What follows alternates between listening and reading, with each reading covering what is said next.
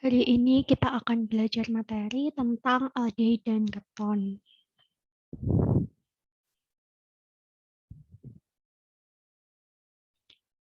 Nah, dalam mempelajari aldehid dan keton, kita akan mempelajari tentang tata nama, isomer, sifat, pembuatan, serta kegunaan senyawa aldehid dan juga keton. Yang pertama adalah senyawa aldehid, di mana aldehid itu juga biasa disebut dengan alkanal. Dia dapat dianggap sebagai turunan alkana dengan mengganti satu atom H dari alkana dengan gugus fungsi COH. Untuk rumus umum aldehid adalah CnH2nO. Hal ini dapat didapat dari contohnya yang pertama adalah metanal, di mana rumus molekulnya adalah CH2O. C banding H banding O adalah 1:2:1.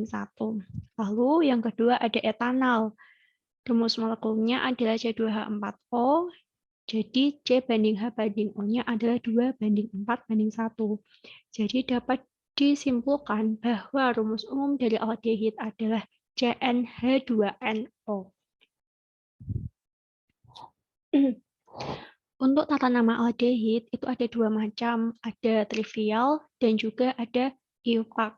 Contoh dari nama trivial itu adalah formaldehid, asetaldehid, propionaldehid, dan butiraldehida, dan juga lain-lain. Sedangkan untuk iupac itu biasanya dihitung dari jumlah panjang rantai dan posisi cabang. Di sini contohnya adalah 2-metilbutanal. Untuk keisomeran aldehid itu mulai terdapat pada butanal yang mempunyai 2 isomer, yaitu butanal dan 2-metilpropanal atau isobutanal. Sedangkan untuk senyawa sebelum butanal seperti propanal, metanal, etanal itu belum mempunyai isomer. Untuk proses pembuatan aldehid, itu yang pertama ada oksidasi alkohol primer, lalu yang kedua ada ozonisasi alkena, dan yang ketiga ada reaksi dengan hidrogen halida. Sedangkan untuk macam-macam reaksi yang ada pada aldehid, itu ada yang pertama adalah oksidasi, di mana pada reaksi oksidasi itu ada dua macam reaksi lagi, yaitu dengan menggunakan reaksi Tollens dan juga dengan menggunakan reaksi Fehling. Lalu yang kedua adalah adisi hidrogen. Dikarenakan gugus aldehid itu memiliki ikatan rangkap, maka dia dapat diadisi gas hidrogen membentuk suatu alkohol. Dan alkoholnya adalah alkohol primer. Untuk kegunaan aldehid sendiri itu antara lain adalah yang pertama untuk membuat formalin, di mana larutan 40% formaldehida dalam air. Formalin ini biasa digunakan untuk mengawetkan, contohnya itu bisa dalam bidang biologi dan juga dapat digunakan untuk mengawetkan mayat. Yang kedua adalah untuk membuat berbagai jenis plastik termoset, yaitu plastik yang tidak meleleh pada pemanasan. Selanjutnya adalah keton. Untuk rumus umum keton itu sama dengan aldehid, yaitu CnH2nO. Sedangkan untuk tata namanya itu juga ada trivial dan juga iupac, di mana pada tata nama trivial itu dilakukan dengan menyebut dulu gugus alkil yang terikat pada atom C gugus karbonil, kemudian diikuti kata keton.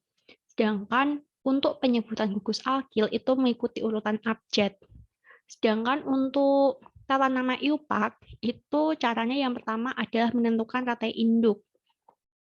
Yang kedua adalah memberi nomor dari salah satu ujung sehingga atom C pada gugus karbonil mendapat nomor terkecil.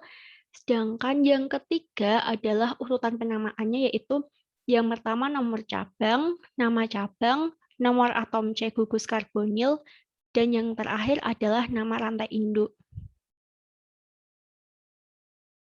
Sedangkan untuk keisomerannya sendiri itu ada 3. Ada isomer kerangka, isomer posisi, dan juga isomer fungsi.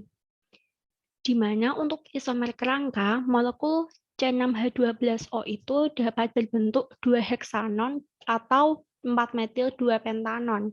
Sedangkan untuk isomer posisi pada contohnya yaitu molekul C5H10O, itu bentuknya bisa dengan 2 pentanon atau 3 pentanon. Sedangkan untuk isomer fungsi molekul C4H8O itu bentuknya adalah 2 butanon atau butanal.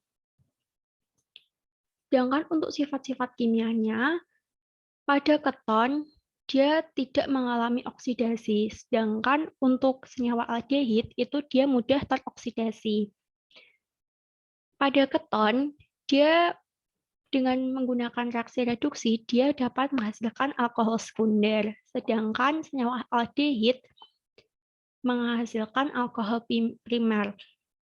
Pada reaksi dengan menggunakan reagen Tollens, keton itu tidak dapat bereaksi, sedangkan aldehid dapat bereaksi dan menghasilkan cermin perak. Reaksi menggunakan reagen Fehling pada keton itu tidak dapat bereaksi, sedangkan aldehid itu dapat bereaksi dan menghasilkan endapan merah beta. Jadi biasanya untuk identifikasi keton dan aldehid itu dapat menggunakan reagen Tollens dan reagen Fehling, di mana ketika dia positif pada reagen Tollens dan reagen Fehling itu berarti dia adalah senyawa aldehid, sedangkan ketika dia tidak bereaksi maka dia merupakan senyawa keton. Sedangkan untuk sifat fisiknya adalah keton itu termasuk senyawa polar dan dapat larut dalam air. Selain itu, dia juga memiliki titik didih yang lebih tinggi dibandingkan dengan senyawa hidrokarbon lain yang memiliki massa molekul relatif yang hampir sama. Pembuatan keton itu yang ada oksidasi Oppenauer dan juga pirolisis dari garam logam. Sedangkan untuk kegunaannya, keton itu yang paling banyak digunakan adalah propanon atau sering dikenal dengan nama aseton. Nah, aseton itu selain digunakan untuk melarutkan cat warna kuku atau kuteks, dia juga dapat digunakan sebagai pelarut untuk lilin, plastik, dan sirla. Yang kedua, pelarut untuk selulosa dalam produksi rayon, dan yang ketiga adalah sebagai bahan pengering alat-alat laboratorium. Jadi intinya aseton itu sering digunakan sebagai pelarut. Nah, sekian penjelasan materi tentang aldehid dan keton. Terima kasih atas perhatiannya. Sampai jumpa di pertemuan selanjutnya.